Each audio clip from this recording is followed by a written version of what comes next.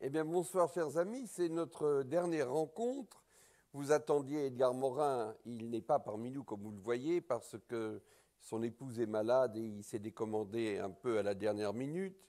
Mais il est très bien remplacé, puisque nous avons avec nous François Saint-Père, qui est journaliste à Avantage, dont on me dit qu'il y a 4 millions de lecteurs qui lisent ses chroniques sur l'environnement et la santé, car c'est la rubrique dont elle s'occupe, et qui m'a demandé de participer, puisque nous étions en manque de participants, pour apporter, en terminant, si possible, encore davantage d'amour et d'humour dans cette soirée. Et puis, nous avons Jean-Charles Lardic, qui est à la mairie de Marseille et qui s'occupe du développement durable. Alors, ce qui m'a frappé dans la conversation que j'ai eue avec lui, c'est qu'il m'a expliqué que, à ses yeux et aux yeux des Marseillais, le développement durable, ce n'était pas seulement des comportements quasiment instinctifs qu'on inculque un peu par la force et par la répétition, c'était peut-être ça, mais qu'il faudrait y mettre du cœur. Alors, je lui ai demandé de nous expliquer comment on met du cœur dans la gestion d'une grande ville. Et vous voyez que mettre du cœur, c'est un peu le thème de notre soirée. Nous allons essayer de mettre le plus de cœur possible à ce dernier débat du festival. Jean-Charles. Alors on va essayer d'y mettre du cœur, vous l'avez dit Jean-Marie.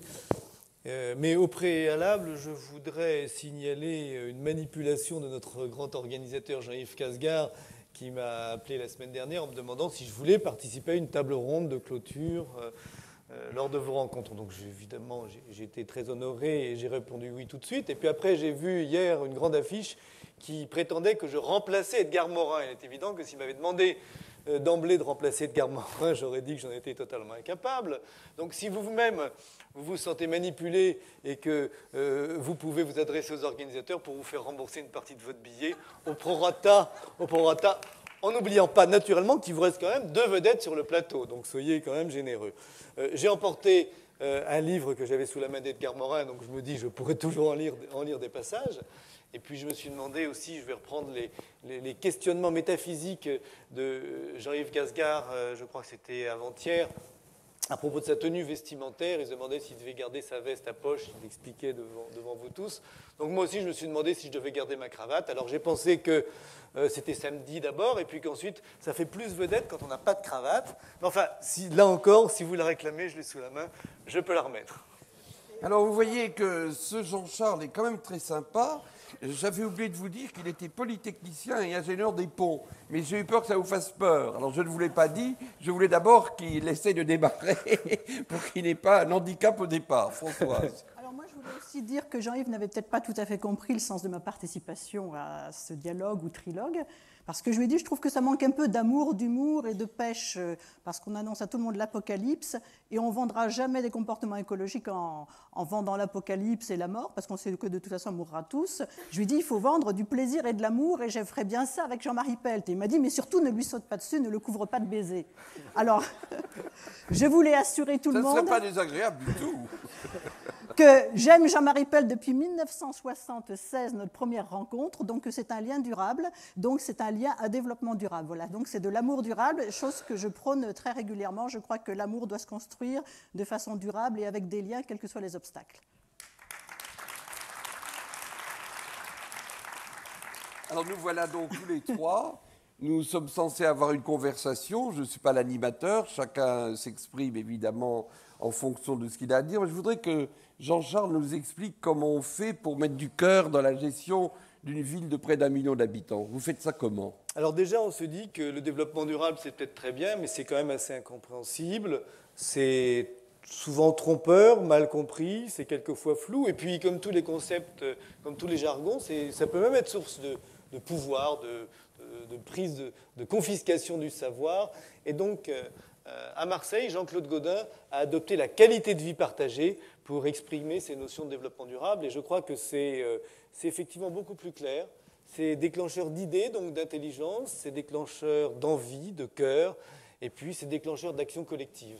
Et c'est là le processus, effectivement, qui est engagé depuis quelques années à Marseille, alors je vais redevenir plus sérieux, plus administratif, mais pas longtemps, avec la création, donc, sous l'égide de notre maire Jean-Claude Gaudin, de ma direction, qui s'appelle la Direction de la qualité de vie partagée. Et il faut noter que c'est une des rares villes qui dispose d'une structure de recherche appliquée, d'organisation et méthode dédiée au développement durable et qui comporte une trentaine de personnes et qui est chargée à la fois d'essayer, d'engager et de soutenir des projets nouveaux, innovants en matière d'environnement, d'économique, de social, et en même temps d'essayer de changer les comportements. Donc je crois que c'est le sujet de cette table ronde, essayer de changer d'air en changeant les comportements humains. Je ne sais pas si ça rentre dans ce que vous avez fait, mais il y a, je trouve, une initiative qui est vraiment bien à Marseille. Vous avez des quartiers nord dont chacun sait que c'est difficile. Et au lieu de faire un tas d'enquêtes sociologiques sur le pourquoi de ces jeunes et comment, ou bien alors de vider la ville en été en les emmenant précipitamment avec des tas d'animateurs pour les encadrer en colonie, vous avez eu l'idée qu'au fond, les jeunes, il faut qu'ils se réapproprient leur ville et qu'autrefois, on passait les vacances dans sa ville en y faisant plein de choses. Et je ne sais pas si c'est gratuit ou non, mais je sais qu'en été, les transports en commun des quartiers nord jusqu'à la plage ne sont pas chers. Et il y a ce fameux endroit où les jeunes font du bol, enfin le bol où ils font du skate.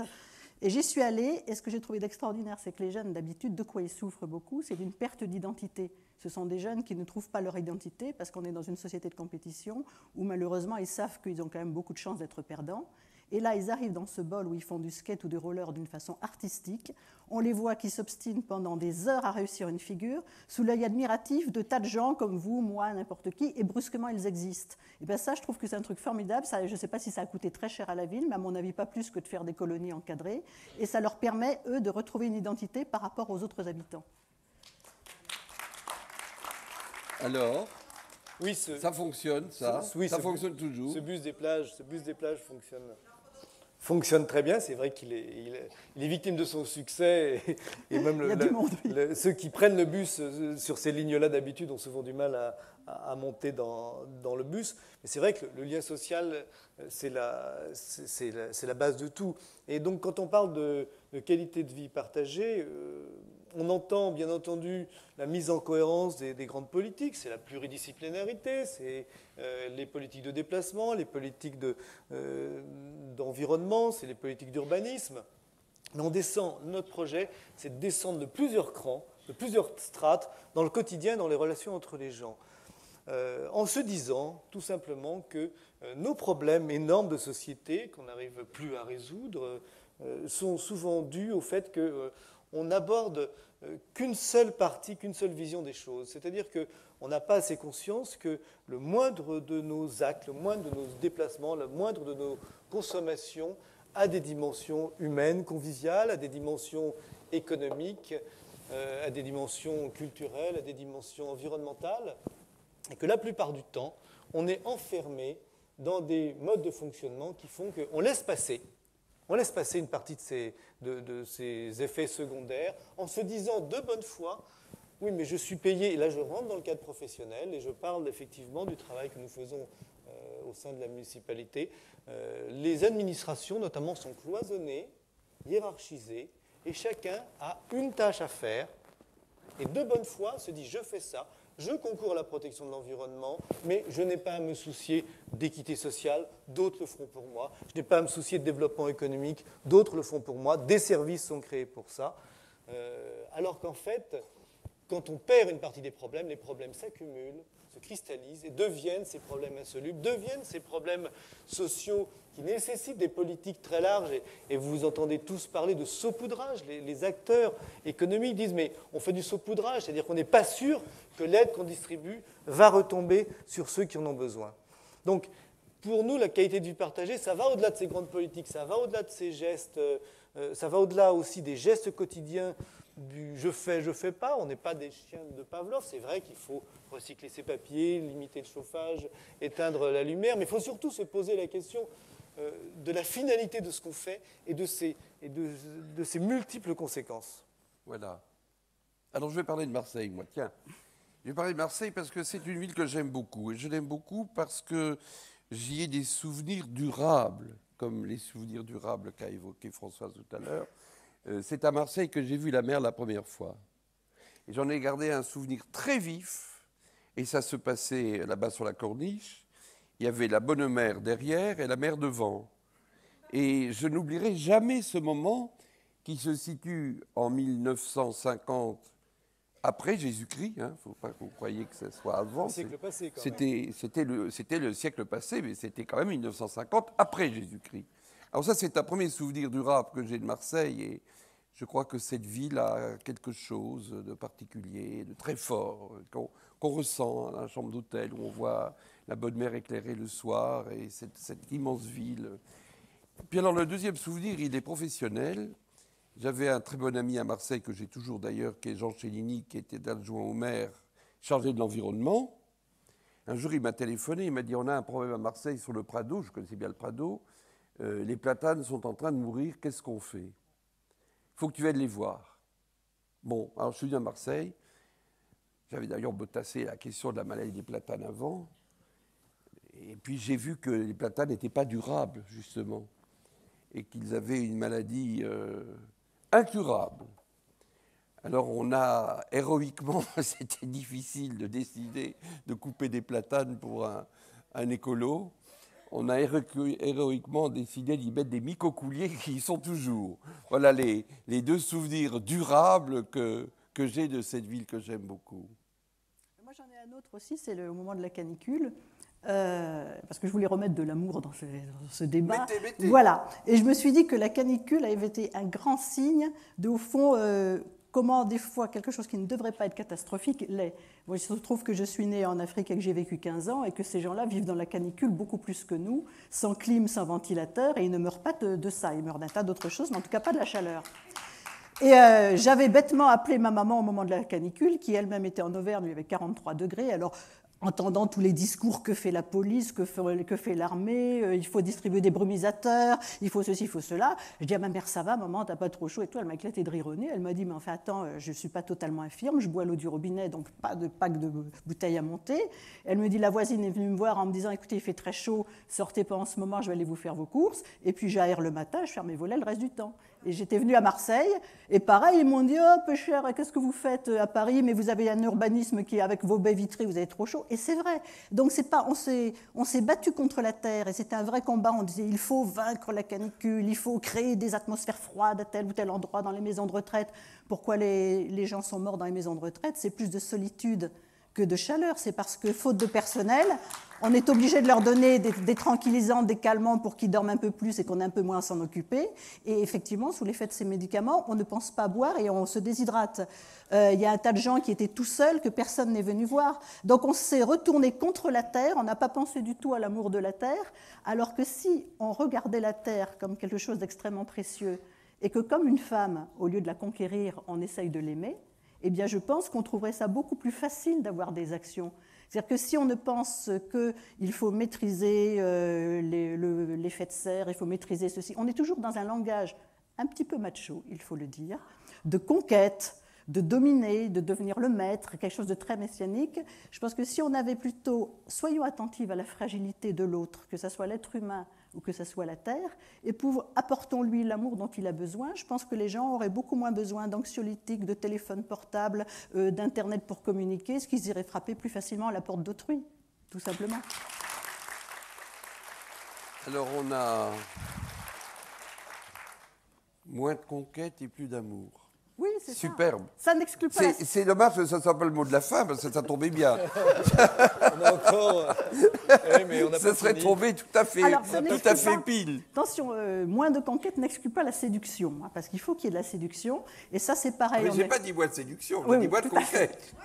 Parce que je crois, oui, pour la terre aussi, il faut être séduit. C'est vrai que si vous parlez aux gens qu'en termes de cyclones, effets de serre, les pesticides qui vous tuent, etc.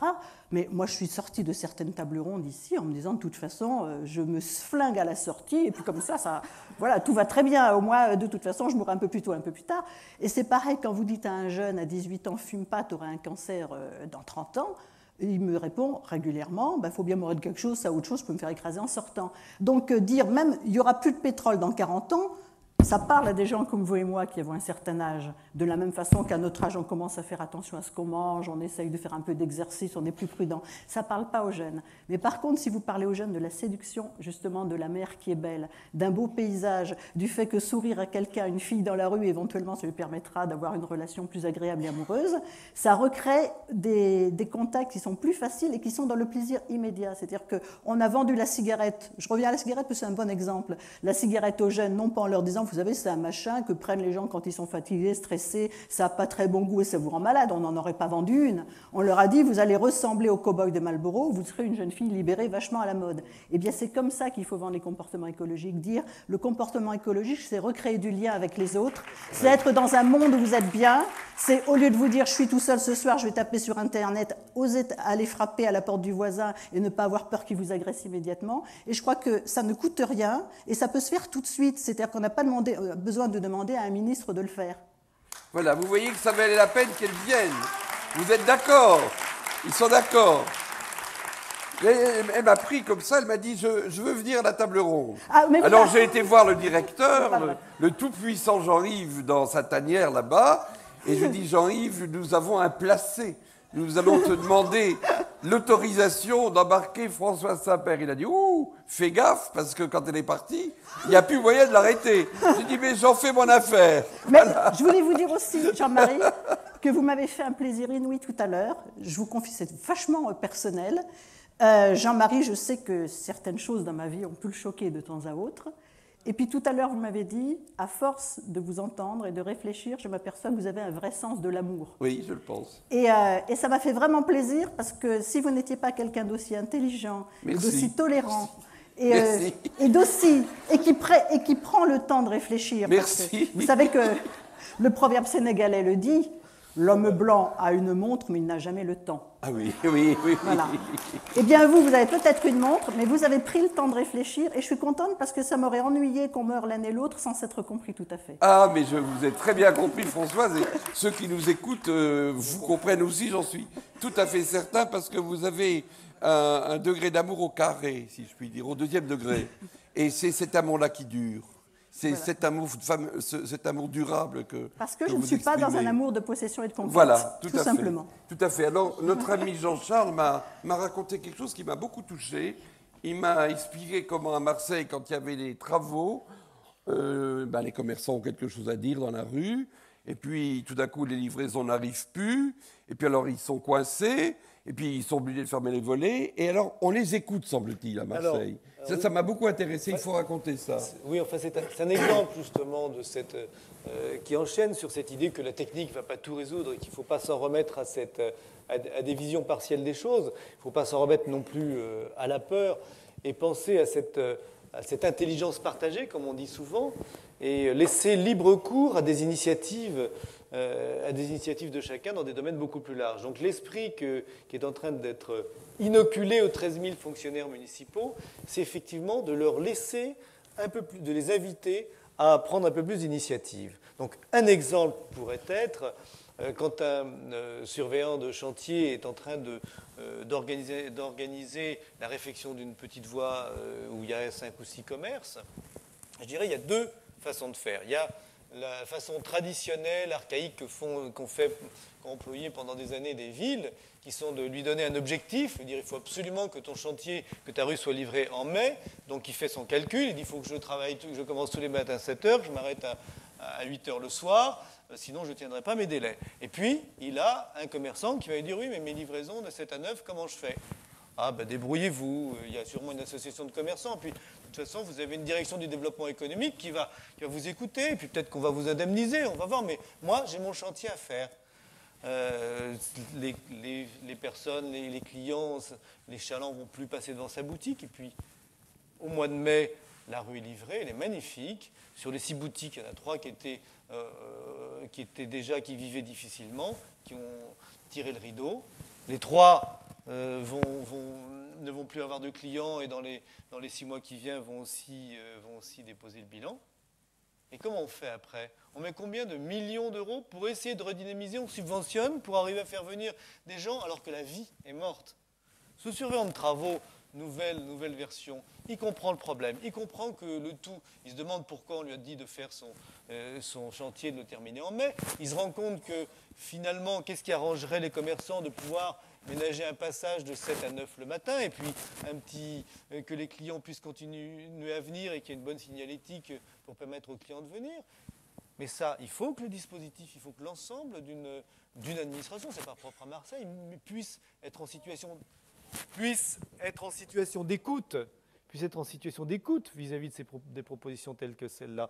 Il faut qu'il y ait la possibilité de coopérer entre les services pour faire appel aux collègues, pour régler les problèmes dans leur globalité. Régler les problèmes dans leur globalité dès qu'ils se présentent, c'est justement ça la prévention. La prévention, je vous dis, c'est pas seulement Pavlov, c'est prendre en compte l'humain, prendre en compte les demandes des gens. On a des exemples, par exemple les bureaux municipaux de proximité à Marseille, sur lesquels il y a un énorme travail qui a été fait dans ce même état d'esprit. Et une des conditions, une des demandes des Marseillais, c'est la confidentialité de l'échange.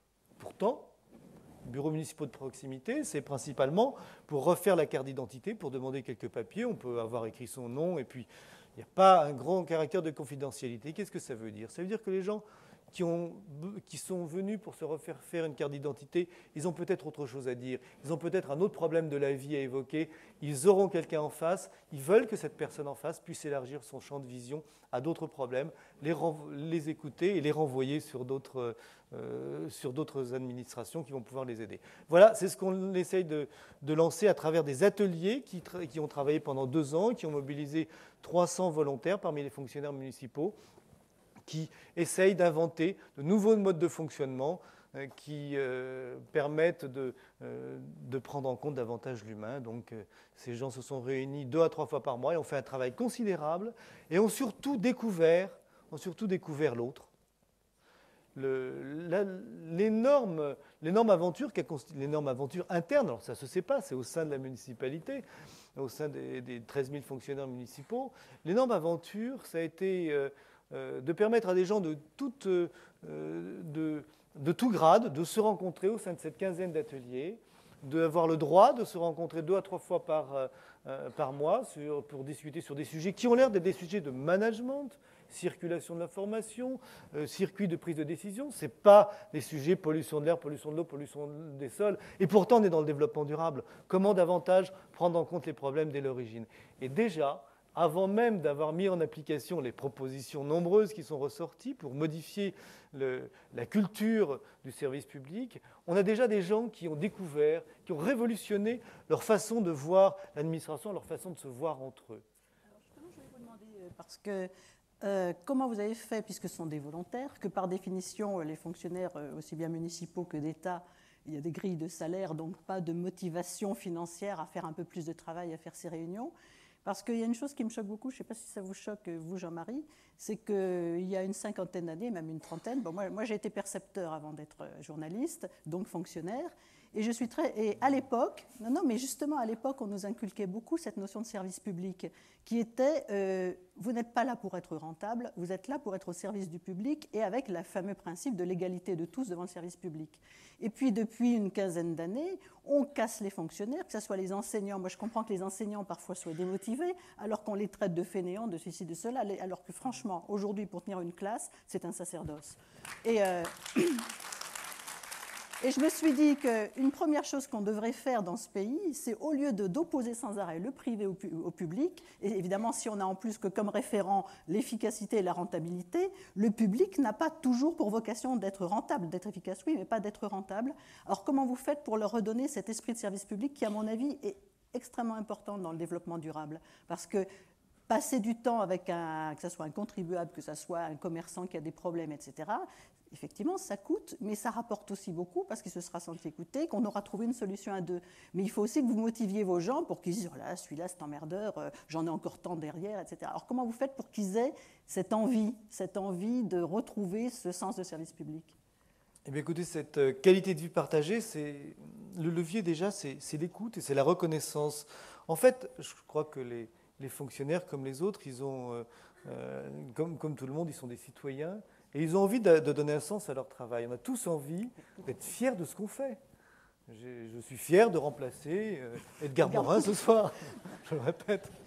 Donc c'est dans le plaisir qu'ils ont. C'est à dans se le dire, plaisir, je suis mais utile. absolument. Et ça, c'est très important, cette notion de plaisir, parce que souvent, on se dit, ça rejoint aussi le pessimisme ambiant qui consiste à dire, oui, mais on est dans une ère de l'individualisme, on est dans une ère de l'égoïsme. Alors, moi, j'en ai une vision complètement différente et une lecture une interprétation beaucoup plus optimiste de ce constat, de cette montée des individualismes, en me disant que, je citerai deux exemples. D'abord, une interprétation plutôt, cet égoïsme, en fait, c'est plutôt une forme de revendication pour une liberté, pour un épanouissement personnel. Et ça vient remplacer ce qu'on appelait l'altruisme d'il y a 50 ans, c'était peut-être plutôt le sens du devoir. Et si on change les mots, si au lieu de parler d'altruisme et d'individualisme, on passe d'une situation où les Français avaient le sens du devoir, d'une situation où les gens recherchent l'épanouissement personnel, eh bien on s'aperçoit là qu'on a une lecture complètement différente. Le sens du devoir, c'est porteur d'obligations. Je passerai sur les contraintes judéo-chrétiennes, la souffrance érigée en tant que valeur dans certaines situations excessives. Ça génère des obligations, ça génère des obligations vis-à-vis de soi-même et vis-à-vis des autres, ça génère de l'intolérance, alors que l'épanouissement de soi, finalement, ça commence par une introspection, et puis dans son introspection, on retrouve des valeurs, on retrouve forcément une forme d'altruisme. Déjà, biologiquement, on sait que les enfants sans reconnaissance, sans affection meurent, et puis l'homme est un animal grégaire, donc on retrouve naturellement le besoin d'amour de l'autre, et la vie avec l'autre. Et pour revenir à l'expérience des municipaux et répondre bien à votre question, qui est quelle motivation ils ont, quelle motivation nous avons pour faire réussir cette réforme, eh bien, je vais prendre des chiffres. Je vais prendre les chiffres d'un sondage, d'un questionnaire que nous avons adressé il y a 3 ans à l'ensemble des 13 000 agents municipaux qui ont répondu avec un taux très élevé. Une des questions leur demandait, après leur avoir expliqué ce que c'était que cet esprit de la qualité de vie partagée, est-ce que vous avez l'impression dans votre travail quotidien, dans votre boulot, de faire de contribuer à la fois au fonctionnement de notre société, donc à l'économie, à la préservation de l'environnement, à l'écoute des gens, au bien-être autour de vous, donc au social. Il y a seulement 7 à 8% des agents qui disent oui, je contribue à la totalité de tout ça. Donc 7 à 8% qui font de la prévention, du développement durable, de la qualité de vie partagée. Mais à la question pourquoi, mais ce sondage, on aurait pu le faire dans n'importe quelle grande administration, je pense, on aurait obtenu les mêmes résultats. La question pourquoi, on a trouvé tous les freins d'ordre managériaux, l'insuffisance reconnaissance, l'insuffisance niveau d'écoute, la difficulté d'une administration à gérer l'innovation qui peut venir de partout. Et puis en face, une question qu'on a bien fait de poser, c'est dans votre vie privée, est-ce que vous avez des activités extra-professionnelles qui concourent à cette qualité de vie partagée, qui concourent à cette expression d'éco-citoyenneté? Et là, on a eu un pourcentage phénoménal de réponses. Ce qui veut dire qu'on n'a plus qu'à ouvrir le robinet et laisser la possibilité à ce que chacun, dans son travail, s'imprègne des valeurs auxquelles il croit dans sa vie quotidienne, et des valeurs d'amour, de respect, de solidarité, de générosité, de responsabilité. Alors nous avons fait ça à Metz il y a très longtemps quand même. Vous étiez adjoint. J'étais premier adjoint, c'était en 71, où on a été élu avec une forte majorité dans une ville absolument saccagée par les idées modernes de la rénovation urbaine, où on disait les vieux quartiers, il faut tous les raser et il faut les remplacer par des bars et des tours. Et entre les bars et des tours, il faut des axes à 2 fois 2 voies qui traversaient l'ancien centre historique d'une ville médiévale, donc ça aurait fait des dégâts colossaux. Et puis on mettra de temps en temps un espace vert, alors c'est-à-dire un peu de pelouse et puis un arbre au milieu. Et c'était ça la conception de la ville. Et les chantiers étaient déjà en cours. La ville était dans un état effroyable. De la préfecture, quand on regardait la cathédrale, ce qui est très très beau, on avait devant soi des tas de ruines. Et les visiteurs disaient, ben, enfin c'est incroyable, mais ça a été tellement touché que ça par la guerre. Et nous sommes en 1971, comment ça se fait que vous n'avez pas reconstruit? Alors on disait, non, on n'a pas construit, on vient de démolir, mais on va reconstruire. Et alors, il a fallu faire ça. Il a fallu faire changer complètement la mentalité des acteurs de la ville de Metz. Et c'est la raison pour laquelle, c'est la première raison, et ça répond à une interrogation de certains d'entre vous, pour laquelle nous avons créé l'Institut européen d'écologie. Nous voulions avoir un instrument, un lieu qui est un lieu prestigieux, c'est un cloître du XIVe siècle, où on allait faire un recyclage systématique. Et nous avons organisé un nombre colossal de sessions pour les élus messins et pour les élus de toute la France. Nous avons des Marseillais qui sont venus autour du concept d'écologie urbaine. C'était l'application de l'écologie à la ville, ce qui n'existait pas encore, en tout cas pas en France. Il y a eu quelques petites tentatives à Chicago entre les deux guerres, mais c'est un concept qui était mort et que nous avons donc ressuscité. Et je crois que ça a donné un élan formidable. Et puis nous avons organisé des cours publics dans de grands amphis, pas tout à fait aussi grands que celui-là, mais presque, où il y avait 500 personnes qui venaient au cours tous les jours autour des grands thèmes de l'écologie. L'écologie végétale, l'écologie animale, l'écologie humaine. Et écologie-économie, avec 4 modules. Et on peut dire qu'en gros, toute la ville de Metz a été pratiquement concernée par ces cours qui se sont développés sur une dizaine d'années. Alors après quoi, l'université a été terrifiée par ce succès qu'elle ne pouvait pas complètement intégrer parce que l'éducation nationale, dit-on, a des rigidités. Nous avons senti des rigidités à droite, à gauche, que vous avez évoquées tout à l'heure. Bon, on a arrêté les cours, mais enfin, le travail était fait, donc c'était l'essentiel. Et on a ainsi changé profondément l'affectif, le cœur, la mentalité, le savoir, l'intelligence de cette ville qui a énormément changé, où effectivement l'urbanisme est de qualité. Et la preuve, c'est que les Messins le ressentent comme ça, puisqu'ils réalisent leur maire chaque coup depuis 1971, ce qui n'arrive dans aucune ville de France, puisqu'il est le plus ancien maire d'une ville de plus de 100 000 habitants, et c'est son 6e mandat. Et vous aviez, je me souviens, j'étais venue à Metz, et c'est aussi parce que vous y avez intégré des valeurs dont on parle peu d'habitude quand on rénove une ville, puisque vous aviez travaillé avec des sociologues, des psychologues, des urbanistes, des architectes, mais pas que des urbanistes et des architectes. Et moi, quand j'ai parlé ensuite à des habitants, je me suis aperçue que, sans peut-être le vouloir, Jean-Marie, vous aviez fait une ville polysensuelle. C'est-à-dire une ville qui parle à tous les sens. Oui, une ville polysensuelle, j'en vois une encore qui se marre, mais si, c'est vrai. C'est-à-dire que c'est une ville où c'est beau, et je crois que sincèrement, quand on offre des choses belles aux gens, ils saccagent moins que quand on leur offre des choses laides. Pourquoi les bars et les tours sont régulièrement graffités, cassés et tout? C'est que c'est pas beau du tout. On n'a pas du tout envie de respecter un truc comme ça. Nous n'avons jamais eu un graffiti dans notre cloître où il passait des centaines de personnes. Jamais. Et à Paris, le centre Beaubourg n'est jamais abîmé, enfin avec l'usure bien sûr les années, mais c'était très respecté, les gens respectaient le centre Beaubourg où il y a de la culture, où pourtant tout était à leur disposition, le forum des Halles était sans arrêt démoli, volé, etc. Oui. Donc on voit très bien que si on offre un endroit qui parle à l'esprit des gens, à la beauté, avec des choses agréables et qui les apaisent, ils sont beaucoup moins agressifs, ce qui participe au développement durable aussi. Et vous avez des fontaines. Oui. Donc la fontaine, c'est l'eau. D'abord l'eau, c'est un synonyme de paix quand même. C'est aussi du bruit, le bruit de la fontaine. Oui.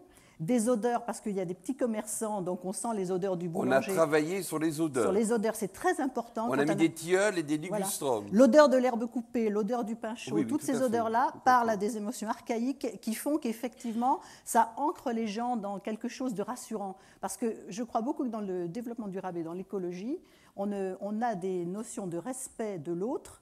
Quand je dis l'autre, c'est aussi bien la Terre que les gens, que si on se sent soi-même rassuré. Parce que beaucoup des comportements destructeurs sont des comportements qui sont des réactions à la peur.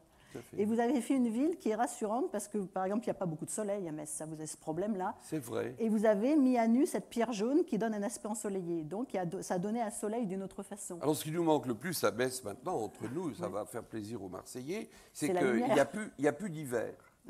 Alors, l'hiver lorrain, ce fameux hiver qui ressemble à l'hiver sibérien, et qui, vu de Marseille, est une chose absolument terrifiante. Je me rappelle cette personne, c'était pas à Marseille, c'était à Cannes, qui me disait « Mais comment pouvez-vous vivre à Metz ? Est-ce qu'il y a des gens qui peuvent vivre à Metz ?» J'ai dit « Il y a moi et puis quelques autres. On est quelques-uns, on n'est pas très nombreux, mais on est quelques-uns à pouvoir vivre à Metz. » Parce qu'elle avait, cette personne, l'image d'un hiver ultra-sibérien et dramatique. On n'a plus d'hiver. Alors ça touche tout à fait la question dont nous débattons.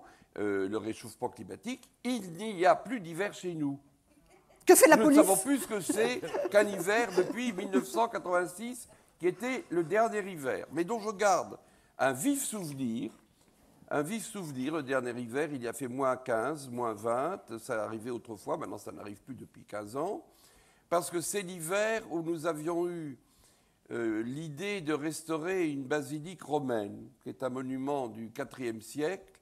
Et alors, pour restaurer cette basilique, qui était la plus ancienne église de France, nous avons eu sur le dos les spécialistes des Beaux-Arts, des Bâtiments de France, du ministère de la Culture, qui sont venus voir cette église pour choisir le parti de restauration.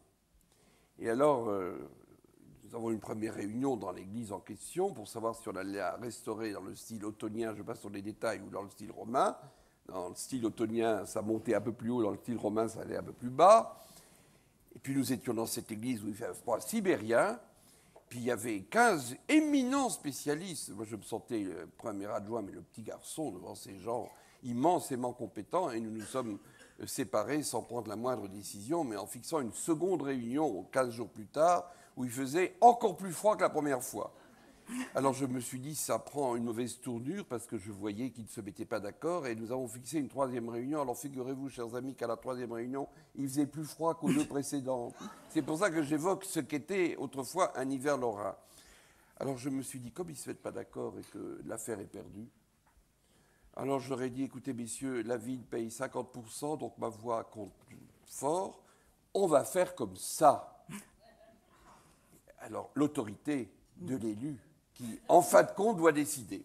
Alors ils sont tous venus me trouver en disant, oh merci monsieur Fred, nous n'aurions pas réussi à nous mettre d'accord, c'était impossible.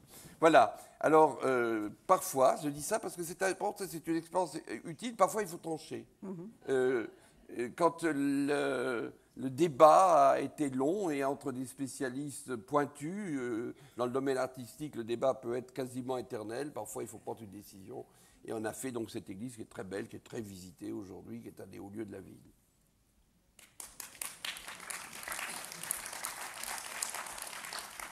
Vous êtes assommés tous les deux? Non, non, pas du tout. Non, je crois que je vous ai assommé. On trouvait ça rudement bien, alors on réfléchissait. Non, non, on réfléchissait. Ça illustre bien le fait que le pouvoir n'est pas toujours là où on croit. Et effectivement, il faut quelquefois se dire, mais est-ce que, après tout, je ne suis pas en situation de décider? Mais non, mais nous serions morts de froid. Donc il n'y aurait pas eu de décision. Mais absolument, mais tout le monde serait mort. Mais c'est une question à se poser aussi. C'est vrai qu'il ne faut pas sous-estimer le poids des lobbies. Mais de là à être fataliste et à se dire qu'on n'a aucun pouvoir et qu'il faudrait des lois pour décider de tout pour que le monde change, c'est là qu'il faut se détromper. Quand on voit le système économique, on peut se dire qu'effectivement, il est complètement déréglé. Mais je dirais, je ne pense pas qu'on puisse affirmer qu'il soit complètement aux mains de quelques détenteurs de capitaux qui aient des intentions mauvaises et qui veuillent détruire l'humanité. Non, je pense qu'il a échappé à tout le monde, qu'effectivement, il y a quelques personnes qui sont encore aux commandes et qui en profitent, mais qui sont incapables de le manœuvrer et qu'on peut prendre le pouvoir sur ce système économique. C'est un peu comme un jeu de Monopoly qui continuerait tout seul jusqu'à écraser les perdants. Sauf qu'il y a quand même un langage, moi, qui me fait rire et qui fait que les gens se sentent souvent prisonniers. C'est la façon dont, bizarrement, on a occulté l'humain dans l'économie d'aujourd'hui et on a fait d'entités absolument abstraites quelque chose de vivant. Vous écoutez les chroniques, je ne sais plus si c'est toujours Jean-Pierre Gaillard, mais c'était quand il les faisait, c'était « le marché est assoupi, le marché se réveille, le marché est transi, le marché a peur ». Et on imaginait le marché comme une sorte de polo moche qui sent la pomme pourrie avec des tentacules partout. Mais bien sûr. Et on se disait, ce marché-là est tellement puissant. Et un jour, quelqu'un me dit, mais vous refusez la loi du marché? Je lui dis, excusez-moi, il n'y a pas de loi du marché comme la loi de la circulation du sang. Ce n'est pas biologique, ce sont les hommes qui font la loi du marché. Ils peuvent très bien intervertir les choses. Par exemple, en comptabilité publique, vous le savez comme moi, on compte ce qui enrichit le produit national brut. Et donc, par exemple, un accident de la route, c'est quelque chose de formidable parce que ça fait marcher l'économie. En voiture, carrosserie, frais d'hôpitaux, prothèses, essence dépensée, etc. Donc, le fait qu'actuellement, on ait beaucoup moins de morts sur les routes, sur un plan humain, c'est une bonne chose. vraisemblablement, ça va faire baisser un petit peu notre croissance économique. De 0,1%, ça a été calculé. Ça a été calculé. Oui, par Donc, M. Dupuis. c'est vrai qu'on a un système comptable qui prend en compte... Par M. Dupuis, qui était un éminent polytechnicien. Voilà. Donc, le calcul était exact. Donc, les catastrophes écologiques, c'était exact, mais les hypothèses pouvaient être fausses. Voilà. Les catastrophes écologiques sont comptabilisées en plus dans l'économie, alors que ce qui évite une catastrophe, par définition, ne peut pas être comptabilisé. Et un cycliste qui roule tranquillement, sans gêner personne, mais qui ne consomme pas d'essence, le pauvre malheureux, qui a sa petite énergie avec ses jambes, qui se muscle, qui sera moins obèse que les autres et qui aura sans doute moins d'infarctus, il a fait faire plein d'économies qui ne sont comptabilisées nulle part. Déjà ça, on changerait le système comptable en arrivant à comptabiliser ce que l'écologie rapporte. Alors là, et on le ferait faire aussi dans les bilans des entreprises, ça changerait complètement la vision des choses. Alors, ce que vous dites, Françoise, ce que vous dites, ce qui est un peu effrayant, et ça mettra peut-être une note momentanée de pessimisme, c'est que nous le disons ensemble les uns et les autres depuis tout de même 30 ans. Voilà, ça fait 30 ans qu'on répète ça. Oh là, mon pauvre monsieur, je vous le dis. Ah non, mais écoutez, franchement, il y a 30 ans qu'on répète ça et on est toujours devant la même comptabilité économique. Parce que l'exemple que vous prenez, il est frappant, mais on pourrait en prendre d'autres. Si vous avez de l'eau pure qui arrive au robinet, c'est une catastrophe économique. Si cette eau pure est une eau qui est polluée et qu'il faut dépolluer, on fait donc des usines, on fait des systèmes de dépollution, et ça crée de l'activité, ça crée de l'emploi, et ça s'inscrit au produit intérieur brut. Donc les activités de dégradation de l'environnement sont comptabilisées en positif. Parce que notre mode de calcul est un mode de calcul quand même aberrant et complètement dépassé. Il faut rajouter une autre dimension. D'ailleurs, il y a quelques essais. Il y a l'indice de développement humain dont on commence à parler, qui pourrait rééquilibrer justement cette notion de produit intérieur brut. Et puis, il y a quelques temps, je participais à un réseau qui s'occupait de comptabilité publique au niveau national. Effectivement, on a rencontré ce problème. Le réseau avait été créé pour évaluer les dépenses d'environnement des collectivités.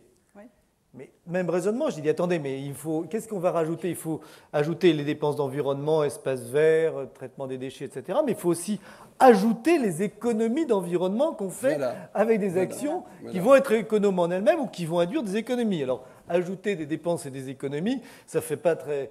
en mathématiques classiques, c'est un petit peu difficile. Mais c'est comme... En économie classique, justement, le taux d'actualisation qui nous dit que le bien que j'aurai dans 5 ans vaut moins que celui que j'ai maintenant et vaut encore moins que celui que j'aurai dans 15 ans. C'est à l'inverse du développement durable. C'est imaginer que la planète va pouvoir nous donner plus facilement dans 5 ans ce qu'on a du mal à avoir maintenant. Et ça, c'est un principe qui existe toujours. Le taux d'intérêt et le taux d'actualisation prévaut toujours dans n'importe quel calcul de rentabilité. Alors cela dit, moi je crois qu'il faut aussi qu'on arrête uniquement de faire de la sensibilisation, parce que vous disiez ça fait 30 ans qu'on dit qu'il faut changer les règles comptables, on n'y arrive pas. J'étais mardi dernier au Mardi de l'Environnement, là, que organise notre amie Patricia Ricard, et on parlait de la fameuse conférence sur la biodiversité. Et un tas de gens sont venus dire ce qui avait été dit. Il s'est dit beaucoup de belles choses, mais rien en acte ni rien. Et ils étaient en disant, mais c'est quand même bien, parce que voyez-vous, le terme biodiversité qui avait du mal à passer, maintenant on arrive à en parler, le président de la République en a parlé, c'est comme l'effet de serre, maintenant c'est connu. Mais je suis repartie en me disant, mais ça fait quand même 30 ans qu'on en parle, nous, de la biodiversité, du développement durable, du réchauffement climatique. À l'époque, vous vous souvenez, on nous disait que vous êtes des babacools attardés. Malheureusement, 30 ans après, on s'aperçoit qu'on n'était pas tellement attardés, qu'on avait plutôt de l'avance. Mais je pense qu'on est arrivé à un moment où il faut arrêter de faire simplement de la sensibilisation, même si on trouve que c'est bien de sensibiliser, et qu'il y ait des choses très simples qui disent ben là on peut tout de suite. Et par rapport aux industriels, des fois il faut leur dire non, ça ne faut pas faire. Parce que quand je parle à des industriels, l'industriel c'est exact, vous avez raison, il ne veut pas tuer forcément sa clientèle parce qu'il la perdrait. Mais en même temps, il a des impératifs économiques, ce n'est pas son rôle, lui, de faire de l'écologie au départ. Donc l'industriel qui n'a plus le droit de faire de l'amiante en France, il va en faire au Canada où c'est encore permis. Et quand je leur dis, mais telle chose que vous faites, c'est pas conforme au développement durable en France, ils me disent, mais madame, nous respectons la loi nous fait ceci ou cela. Donc je crois qu'il y a quand même aussi dans le bulletin de vote que vous avez quelque chose à faire pour demander à tous les gens pour qui vous votez, mais qu'est-ce que vous allez proposer comme loi ? Parce qu'il y a un moment donné où effectivement, on ne peut pas demander à l'industriel de se sensibiliser, ce n'est pas son métier, mais il faut lui dire ça, vous n'avez pas le droit de le faire, parce que ça nuit vraiment à la collectivité. Donc il ne faut pas l'autoriser, ça peut paraître autoritaire, j'ai un petit côté marxiste de temps en temps. Mais je crois que quand c'est une question de survie, peut-être qu'il faut être un peu plus que dans la sensibilisation. Dans l'auditoire, il y a des élus. il y a des élus, il y a des conseillers municipaux. Je crois que la commune, la dimension communale ou intercommunale est une dimension privilégiée pour réaliser le développement durable, ce que vous avez expliqué, parce que c'est un domaine où on n'est pas en concurrence. Tout à fait. Marseille n'est pas en concurrence avec Arles. Ce que va faire Marseille dans le domaine du développement durable, c'est Marseille qui le fait. Et il n'y a pas une multinationale qui va empêcher Marseille de faire comme ça. Monsanto ne s'occupe pas de ça. Donc on est dans un domaine, le développement durable, où les collectivités locales, et je parle vraiment aux élus qui sont ici, peuvent faire beaucoup. Alors, comment peut-on faire? On peut, par exemple, adopter l'idée de ce fameux agenda 21 dont on a beaucoup parlé à la suite du sommet de la Terre à Rio, et adopter une stratégie municipale pour mettre en œuvre sur le plan des ressources énergétiques, sur le plan des économies d'énergie, sur le plan des transports, sur le plan de l'urbanisme, ce fameux développement durable. Alors pour les entreprises, c'est plus difficile parce qu'elles sont en concurrence. Oui. Donc je pense que le fer de lance, ça doit être les collectivités.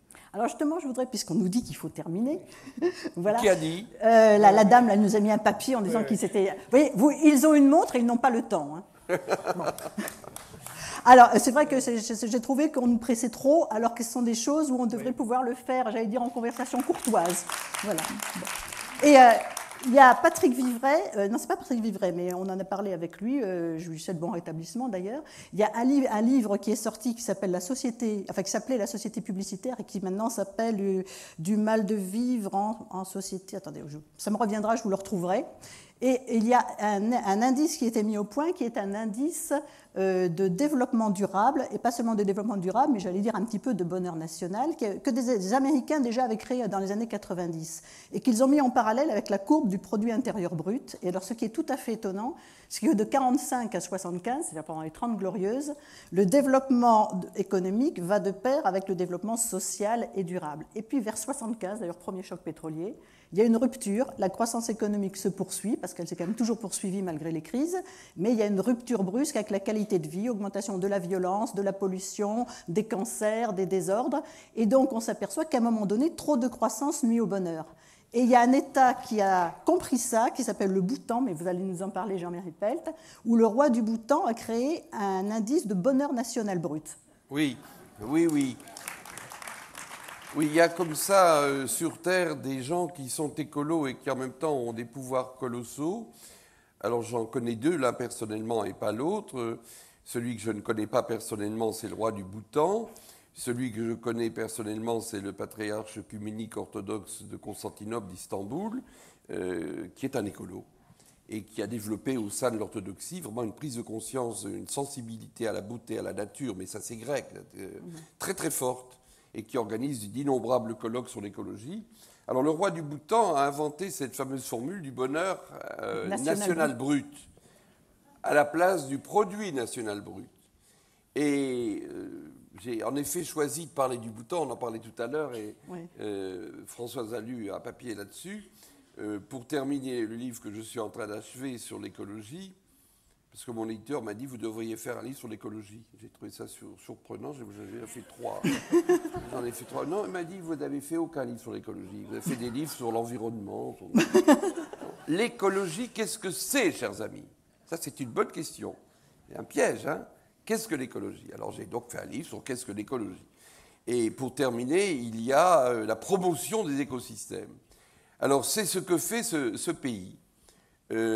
Qui est coincé entre deux énormes géants, l'Inde et la Chine, qui nous font peur, qui rêvent à un mode de développement analogue au nôtre, ce qui est impossible. Ce qui est impossible, ça n'est pas possible. Sinon, la Terre ne peut pas porter, avec les ressources disponibles, une croissance comme celle actuelle de la Chine et comme celle demain de l'Inde, qui amènerait ces pays avec plus d'1 milliard d'habitants chacun, à avoir le niveau de vie des Américains. C'est impossible, ça ne se fera donc pas. Et alors, coincé entre les deux, il y a le Bhoutan. 75% du territoire couvert de forêts, c'est grand comme la Suisse. 650 000 habitants, c'est pas beaucoup de monde. Et alors, un souci qu'on découvre quand on travaille sur Internet sur ce pays, un souci du bonheur des gens.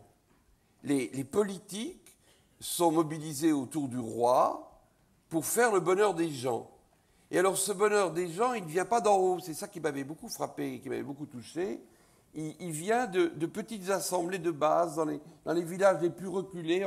On se réunit pour réfléchir à comment pourrait-on être heureux. Et alors on transmet ça à la capitale qui s'appelle Thimphu, et on met en place toutes sortes d'initiatives pour protéger la nature. Il y a 27% du territoire national est en parc. Et ces parcs et ces réserves sont toutes interconnectées. Il y a donc des corridors qui font que les espèces végétales ou animales peuvent circuler sur l'ensemble du territoire et elles sont donc ainsi protégées. L'énergie, c'est l'énergie hydraulique. Et ils ont un potentiel d'énergie hydraulique bien plus grand que celui qu'ils utilisent actuellement. Donc ils ont des ressources devant eux d'énergie renouvelable. Et il y a aussi cette chose extraordinaire qui m'avait beaucoup, beaucoup frappé, c'est que dans toutes les écoles du Bhoutan, on apprend l'écologie à partir de la maternelle et tous les ans, il y a des cours d'écologie. Et je trouve ça très extraordinaire. Ce qui ne les empêche pas de se développer, comme on dit. Ça ne les empêche pas de se développer du tout. Et il y a aussi cette autre chose extraordinaire qui, pour nous, Français, paraît tout à fait atypique, c'est qu'ils ont intégré l'affectif dans leur stratégie, le bonheur. Et puis, pour arriver au bonheur, il y a la voie bouddhique, parce qu'ils sont bouddhistes pratiquement tous. Et donc, le bouddhisme fait partie, le développement du bouddhisme fait partie de cette recherche en commun du bonheur. Alors, je prends cet exemple, on prend cet exemple parce que ça montre que tout n'est pas perdu sur Terre et il faut, je crois, terminer sur une note optimiste. C'est important de voir qu'un petit pays est tout à fait capable d'adopter un autre mode de développement que nos grands monstres, sont les très grands pays. Chaque fois qu'il y a un article sur le Bhoutan, ça se termine en « Ah oui, c'est une utopie ». Ce n'est pas une utopie, ça existe. D'ailleurs, l'ONU très régulièrement dit « Regardez, le Bhoutan le fait, c'est un bon laboratoire de ce qu'on pourrait faire ». Mais l'utopie, ce n'est pas le pays et le Bhoutan. L'utopie, c'est dans la tête des gens le fait qu'on pourrait penser autrement. Oui. Je crois qu'il faut... On est très nombreux à vouloir agir, mais en fait, chacun attend l'autre. On ne réunit pas nos énergies pour prendre le pouvoir en tant que consommateur, en tant que citoyen, en tant qu'électeur. Et alors que tellement de possibilités de changer le monde, on a parlé de l'effet aile de papillon tout à l'heure, du grain de riz, et de cette magie qu'illustrait sans doute René Char quand il a dit « L'homme est capable, je lis, l'homme est capable de faire ce qu'il est incapable d'imaginer ». Et je crois qu'effectivement, il y a une ressource de base, la ressource... l'énergie la plus renouvelable, celle qui ne s'épuise jamais, au contraire, se développe au fur et à mesure qu'on l'utilise, c'est l'amour. Voilà. Alors c'est la conclusion à laquelle nous arrivons. Je voudrais, parce qu'on va terminer, il faut qu'on termine, ils ont fait signe, ces rencontres. On pose quelques questions, peut-être. Ou on conclut, parce qu'ils vont venir nous chercher. Alors on va conclure. Non. On va conclure, mais je vais vous apporter une conclusion que je vous propose parce qu'elle m'est inspirée par ce débat où le cœur et l'amour est très présent. Ça m'a évoqué un souvenir très vif chez moi, c'est la dernière rencontre que j'ai eue avec Théodore Monod, que vous connaissez tous naturellement et que vous avez tous aimé. Alors Théodore Monod me disait, il y a quelque chose chez vous, Jean-Marie, que je ne comprends pas, j'ai l'impression que vous êtes optimiste. J'ai dit réaliste, volontariste et quand même plutôt optimiste. Ça me fait marcher, ça me fait courir. Plutôt oui. Il m'a dit, mais je ne vous comprends pas. Moi, je suis complètement pessimiste. Je pense que l'humanité va tout droit à sa destruction, que nous allons tout droit dans le mur et que nous allons disparaître comme tant d'espèces ont disparu. D'ailleurs, dit-il, nous sommes une espèce effroyablement agressive parce que quand nous faisons une guerre entre nous, il y a des millions de morts. À la Deuxième Guerre mondiale, il y a eu 60 millions de morts. Une espèce qui aligne 60 millions de morts est une espèce condamnée. Bon, mais, disait-il, il y a alors évidemment les grands messages. Alors l'Occident ou l'Orient c'était Bouddha, l'Occident c'est Jésus, la compassion chez les Orientaux, l'amour chez les Occidentaux. J'ai 96 ans, me dit-il. Figurez-vous que je n'ai jamais rencontré quelqu'un qui me dit c'est complètement idiot. Tout le monde est d'accord. S'il y a un point sur lequel l'humanité tout entière est d'accord, c'est là-dessus. Mais alors, il me dit, ce qui est très embêtant, c'est qu'on se garde bien d'essayer. Parce que si on essayait vraiment de mettre ces grandes maximes et ces grands messages en pratique, la Terre serait totalement différente. Et l'humanité serait totalement différente. Mais il faudrait essayer pour de bon, Jean-Marie. Jean-Marie pour de bon. Alors je m'entends, je lui ai répondu chiche. Voilà, chers amis.